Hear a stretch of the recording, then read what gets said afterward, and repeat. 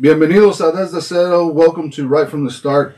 Today we have a guest I've been following on Facebook for a while, listening to his music. Miguel Angel Salazar. Miguel Angel, welcome to the podcast. Thank you so much for having me. I've been looking forward to today, getting to know you and talking about music and guitars and stuff. I know you're in a band now. Right. So yeah, I'm always excited to talk to musicians and learn about how they started playing music and why they started playing music and what they love about music and of course their favorite bands and whatnot. So I'm excited that you're here, and well, let's get going on the conversation. And Miguel Angel, we wanna get to know you and want to know where were you born. Sure, yeah, great shirt by the way. Motley Crue, one of my all-time favorite bands. Big on the '80s hair metal. Right. Just very guitar-oriented music. Right. But sure, I'm from Bryan actually. Born and raised here in Bryan, Texas. I'm the only child of my two parents, Miguel and Rosa. And I grew up here, went to Bryan High and all that, saw this town grow, and just can't believe at where we are now as a city. It's exciting, a lot of new opportunities, a lot of great commerce here, great people, always a new adventure. Right. So where are your parents from?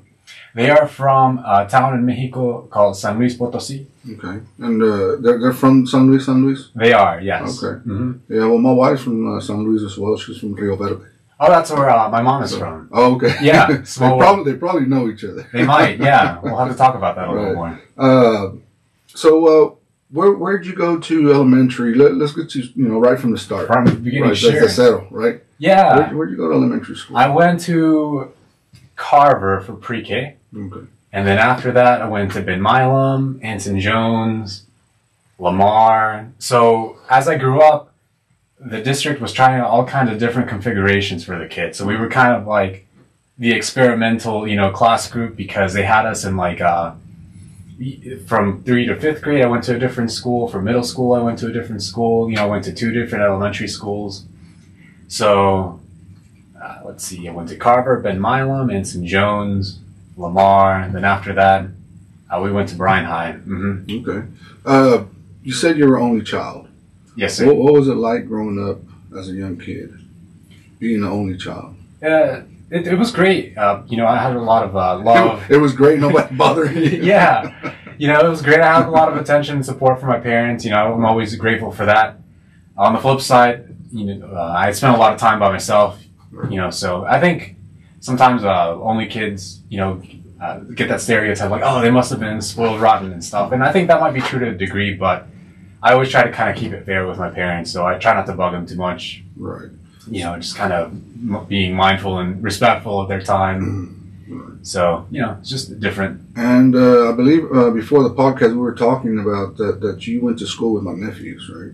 I did. I think I was in the same class year as your niece, Yanis. Yanis, right? Yes, sir. Mm-hmm. And like I was telling you, the one that put me on to you about your music was my nephew, Geronimo.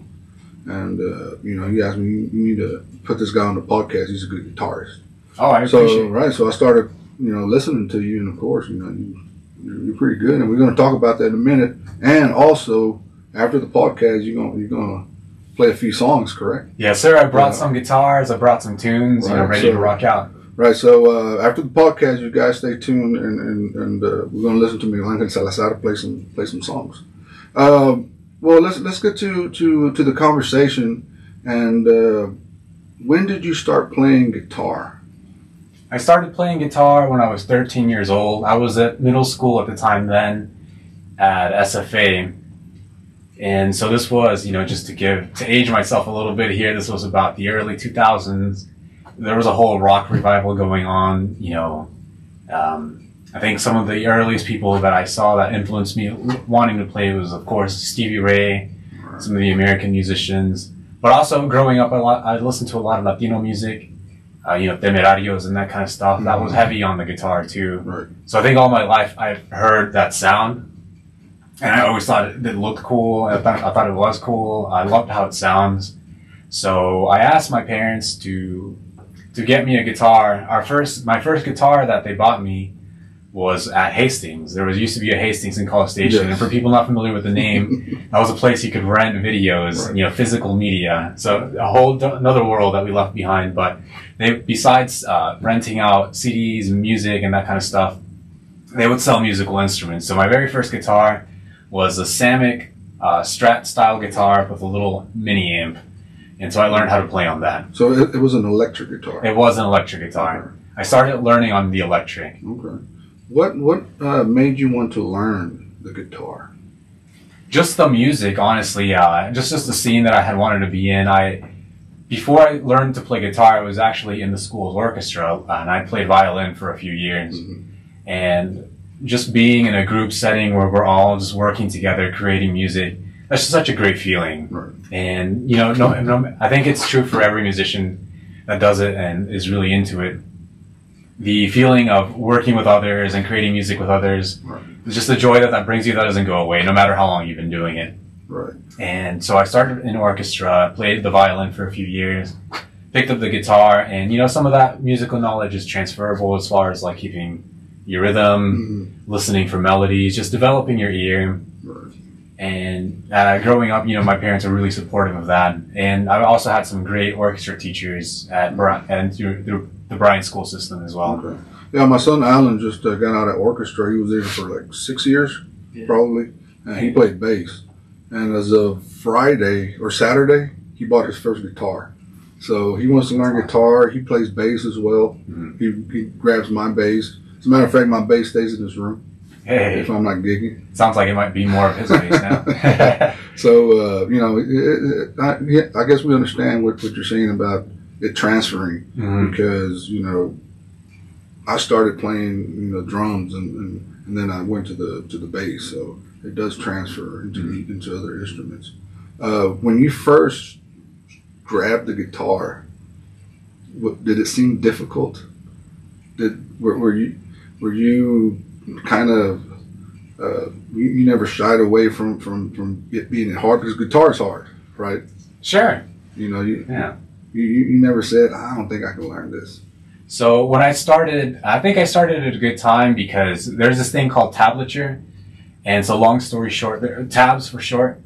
And for people familiar with sheet music, with sheet music you have your ledger lines or the musical staff, and you see the notes on there and transfer it to a note. So tabs are kind of like a simplified version of that, where they have the numbers that correspond to the strings. Right. And so that kind of taught me songs. Some of the first songs that I started to learn were really easy power chord pop punk stuff like Green Day, of course, and some Led Zeppelin, parts of Led Zeppelin songs. And so I guess initially it can seem pretty daunting, but you just get it in tune. And once I started hearing that the things that I was trying to learn would go along with the music, that was great. That really amped me up.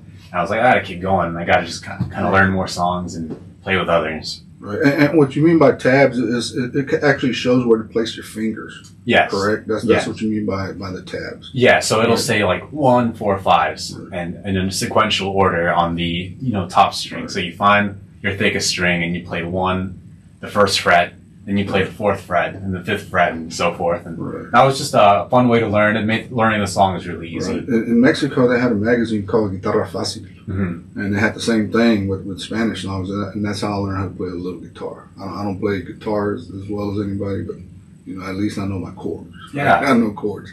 Hey, and that's how I learned how to play guitar, because of those magazines. And it's the same thing, tabs. Mm-hmm. What was the first song that you learned? I believe it was Green Day's Brain Stew, and it's just power chords, da-na, da-na, da-na, and a couple of Nirvana songs after that. Just kind of music that was popular at the time. Okay. Did you find it therapeutic, or did you just enjoy playing it? I enjoyed playing it, and also I had some friends in school that were kind of trying to learn too. At one point, we made a little rock band, just jamming out at friends' houses, just being loud. Had the cops call on us a couple of times, but it was so much fun. A lot of great experiences from those early years that I still remember vividly. Just some of the guys that we would all hang out, some other guys that were trying to learn guitar, some guys that had a drum set, some guys that had a bass. And so I would ask my parents, hey, could you drive me to so-and-so's house? We're just going to like play guitar there. And sometimes, you know, we would make a song. Other times we were just sitting there strumming along. And even though, of course, we weren't the best musicians or anything, just those memories of hanging out, making music, that was great. That was a blast. Right.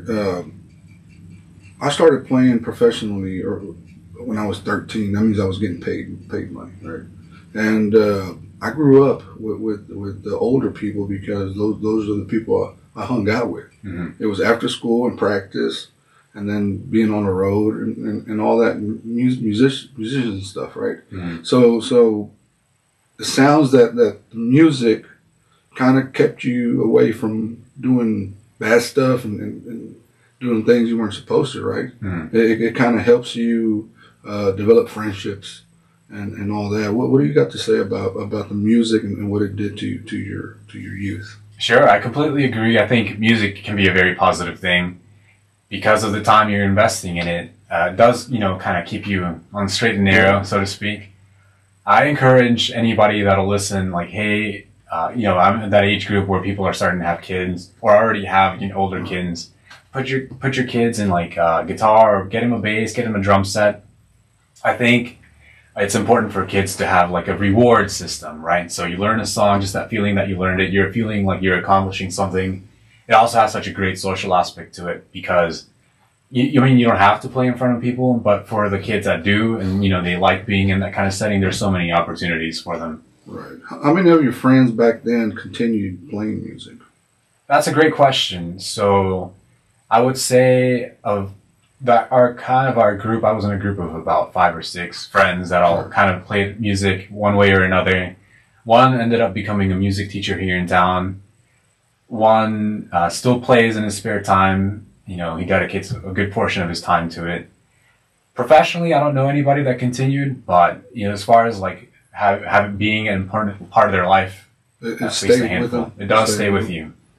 When did you decide to take it serious?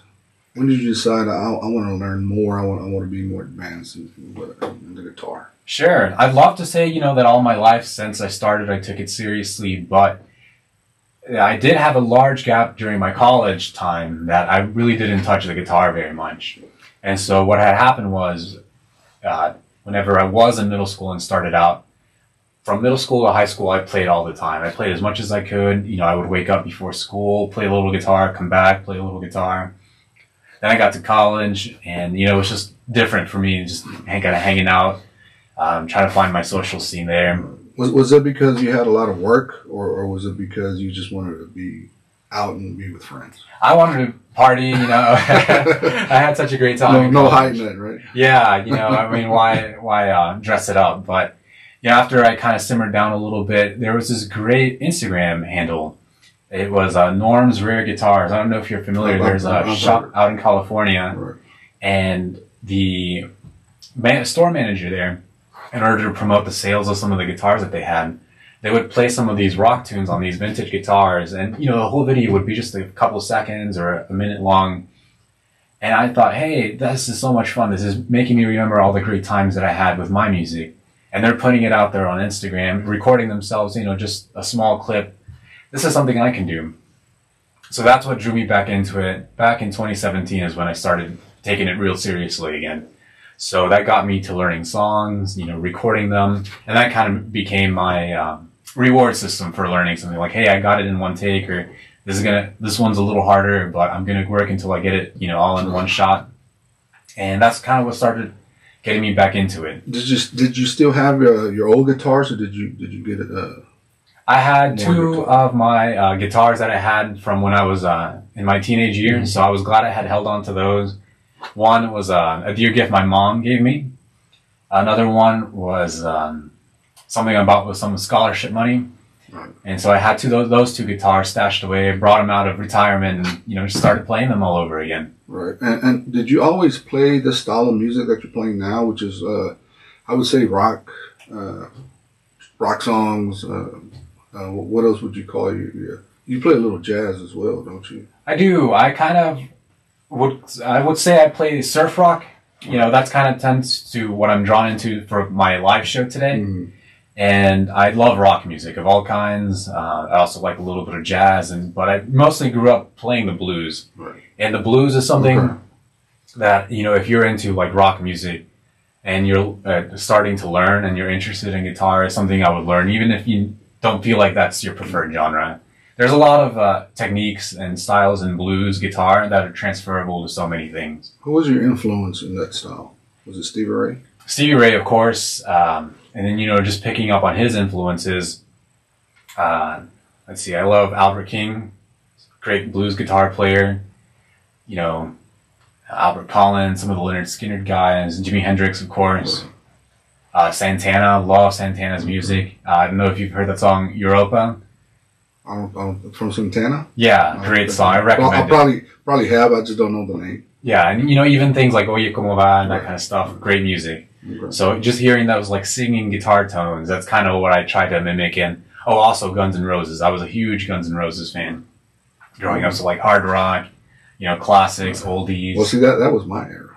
Yeah, great. Y'all had great music. And that's all we listened to was, you know, Guns and Bon Jovi and Warrant and all those big hair metal guys. You know, that was, to me, that was good music. You know what I love about that kind of music is just that it's fun, right? Right. It's like that kind of music you throw on, it feels like a party. You can just be hanging out, you know, on your porch or whatever that comes on. It's not depressing. And nobody's breaking up with nobody. It's just rock song, you know, fun rock songs. Right? Always puts me in a great mood listening to that kind of stuff. So, when do you start performing? Because you perform locally, right?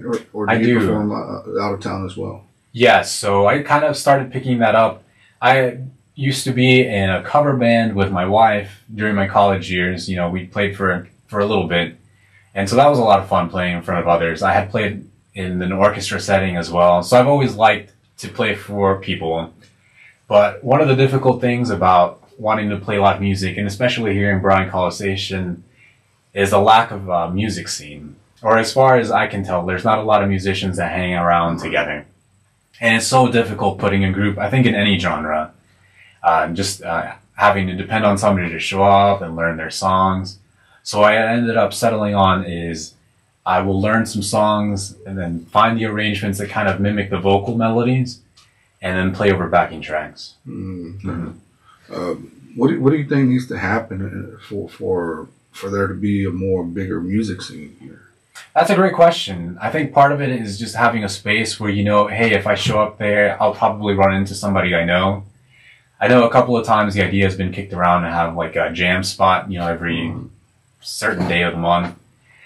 I think that's just a great question worth exploring on its own. I would support it, you know, however I could, just by showing up or, you know, getting patrons to sign up or promoting it and that kind of stuff. But, yeah, it's just kind of difficult to start a band and maintain one. Well, we probably need to spread the word that, hey, some of these places need to have a Tuesday jam night or something like that, right? That'd be great. And, you know, just talking about that, the city of College Station, I'm not sure about the particulars, but they have something called Musicians Hangout. And so what happened was they got some kind of grant to start putting this program together to encourage musicians to meet each other once a month. Okay. So so that's going to come up, I think, on Tuesday. So what venues do you play here? I just did a First Friday in downtown Bryan. They have a restaurant there, Divine Cuisine. They're a catering company, and so I played there. A long time ago, you know, I played at the Palace Theater for Battle of the Bands for high school. I played at Cadillac Ranch.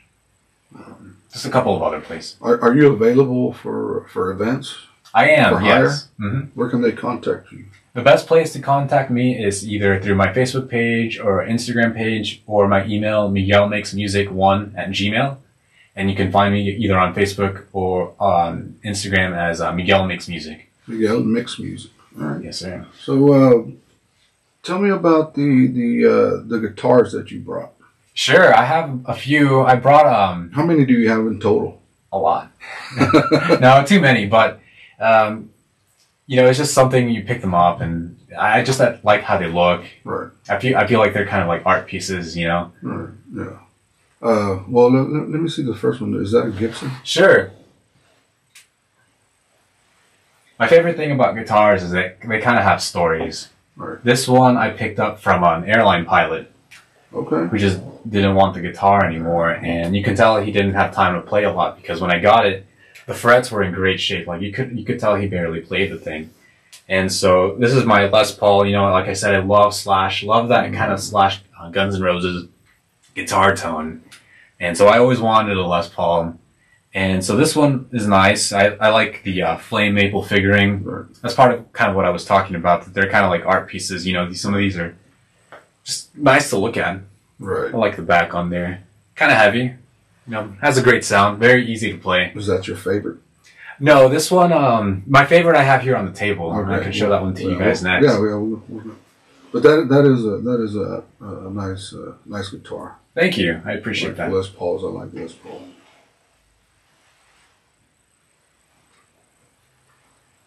And this must be your rock guitar. Yes, this one's my number one. People will see it and they kind of think I'm about to start playing some metal music. Right. But what I love about this one is that people don't know this design was actually from 1958. Oh wow! So is the guitars in the camera? Can you see the guitars in the camera? Yeah. Oh, okay. This one's called an Explorer, and they first designed this in 1958. It was originally meant to be a coffee table. You see kind of how it looks like a lightning bolt. Right. So they were going to make that a coffee table because back then they were into like mod, you know, styling, just kind of funky designs and stuff for furniture. So they decided to make it into a guitar. It sold very poorly, so I think they only made about 80 of these originally. Really? They stopped making them, and those original runs from 1958, those guitars go for $1 million. Wow. And this is also a Gibson. Yes. Right. And so this one is... where did you acquire that? This one I found browsing online at Guitar Center for such a great deal. I had to buy it immediately. And this one is my number one. I love playing this guitar. It has such a great feel to the neck. I love how striking it looks. You know, it kind of... It makes people wonder, like, hey, what's that guy going to play, you know? Even though I mostly just use it to play oldies and that kind of stuff. It's a lot of fun. I enjoy playing it.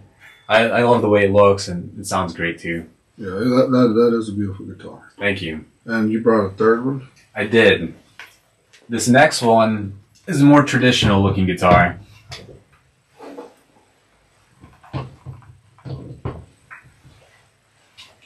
And this is the guitar my friend was letting go of. And so he presented the opportunity for me to buy it from him. And so I was grateful for that. And it's always nice to have a piece of history with your friend that owned the guitar. Right. And so shout out to my friend Gianfranco. And that's a Fender what? This one's a Fender Stratocaster. This one's the Eric Johnson Virginia model. So are you familiar with Eric Johnson? I'm not. He's actually from Texas. Great guitar player, huge in the 80s and early 90s. His most famous song is called Cliffs of Dover. I'm sure you've heard it. It's kind of an instrumental piece. Probably, yeah. And so what I like about this guitar, this is about as close to a vintage Fender Strat that I could probably get to. You know, just because it has the nitro lacquer. And most often this is made of alder, but this body particularly is sassafras, kind of a Japanese wood. And so the figuring on it is a little bit different. Okay. Has a huge beefy neck on this and very huge frets. You know, great sound as well.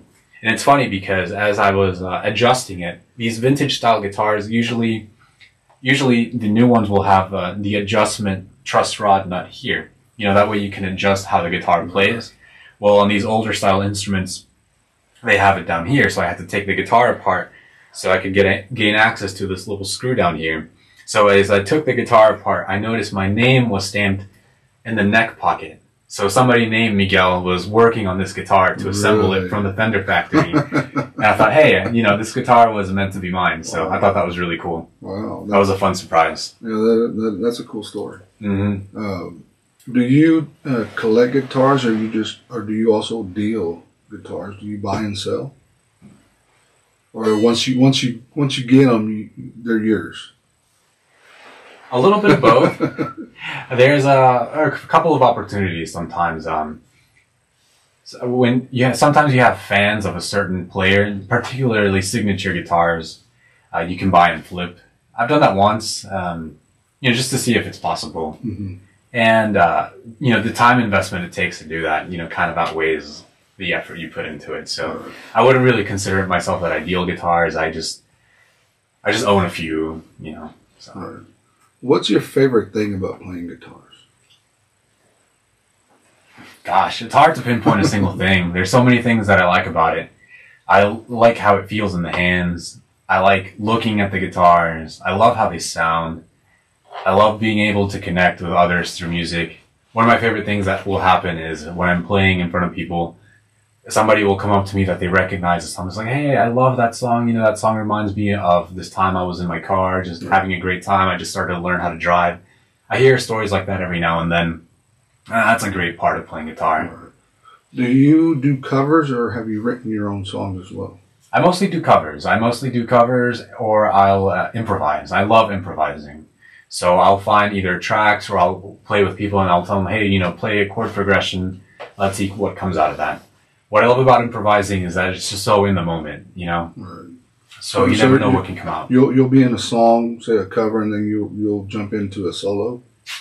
Sometimes, yes, for sure. I was in a country band last year, and I had a lot of fun doing that. Unfortunately, the drummer had to move, and he had to move out of state, so the band kind of fell apart. But while we were playing together, that was so much fun, and it was such a great group because they would encourage me to play solos. Every guitar player thinks differently, but for me, I'd rather not play too many solos in a group setting, right? Because most people don't want to hear 10 minutes worth of soloing. Right.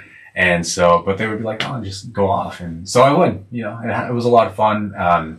We would take a song, find a nice break in it. They would just loop that progression, and I would just jam. Right. Do you have a favorite song that you play on stage?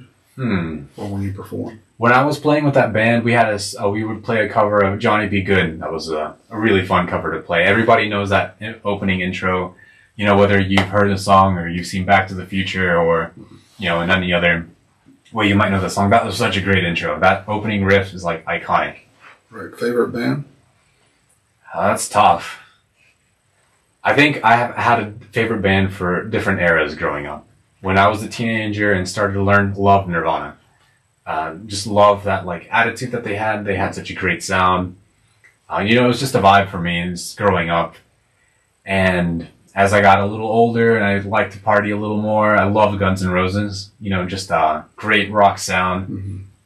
And then lately, just Albert King. I love to go back to his music. I feel like I'm in a place right now where I'm a little more mature. I have kids. I'm married and stuff. So I kind of relate to some deep feelings that kind of music brings out. Okay.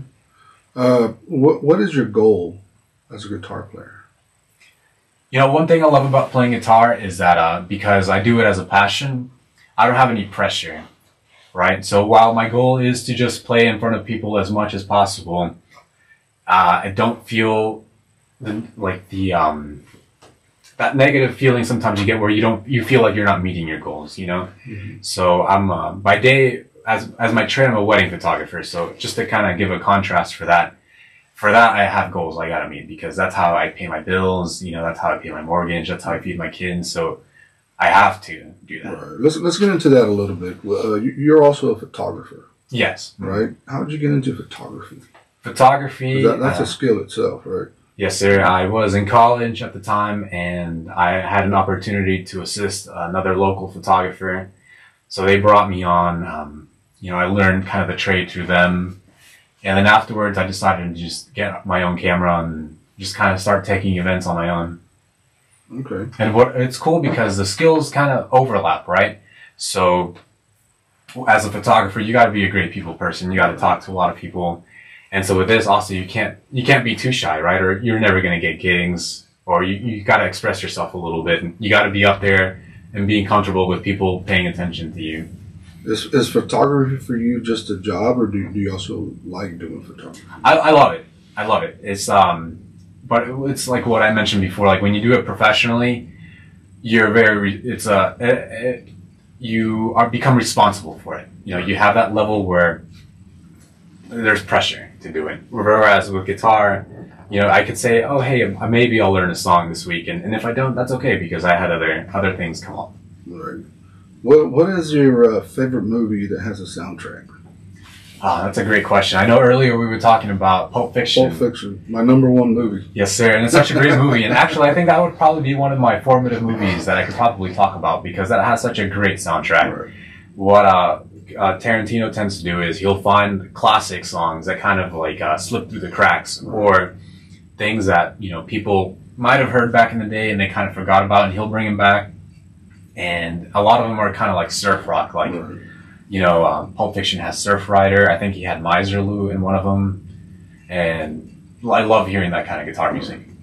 Yeah, and in a minute, you're going to... I requested that song, so you're going to play that song. We have it ready, for sure. So, anything you want to add to the podcast before we get to the music? Sure. You know, I just encourage anybody who's thinking about playing to pick it up. It seems daunting at first, but I promise, like, it's just a little by little.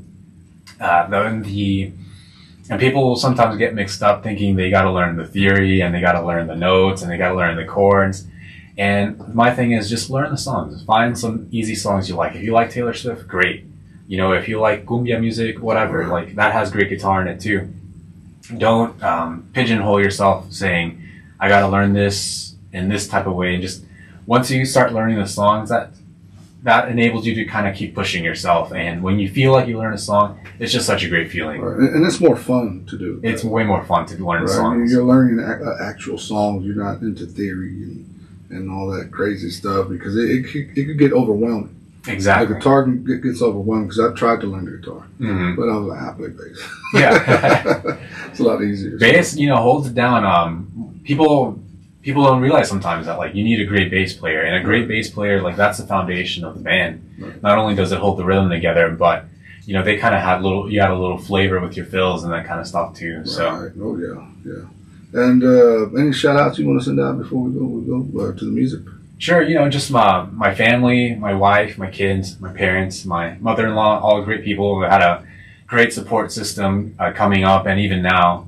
You know, it's not easy sometimes playing out at night, right. You know, because your family's back home waiting for you. So, right. You know, shout out to them for holding it down while I'm able to do my thing out here. I really appreciate that. All right. Well, I want to remind everybody to please subscribe to Desde Cero con Manuel and keep growing the channel. We just hit 2,000 subscribers. So thank you all for supporting us. And I want to thank you for being on the podcast. I appreciate you for having me on here. You know, it was really nice meeting you. Right.